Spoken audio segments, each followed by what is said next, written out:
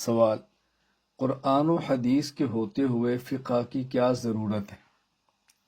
جواب: یہ سوال بنیادی طور پر فقہ کا معنی نہ سمجھنے کی وجہ سے پیدا ہوتا ہے۔ اس لیے کہ جس شخص کو فقہ کا معنی آئے گا اس کو یہ سوال پیدا نہیں ہوگا، اور جس کو فقہ کا معنی آئے گا وہ سوال کا جواب دے لے گا۔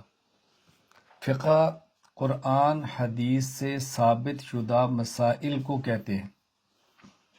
تو جس طرح قرآن و حدیث ضروری ہے اسی طرح ان سے ثابت شدہ مسائل بھی ضروری ہیں۔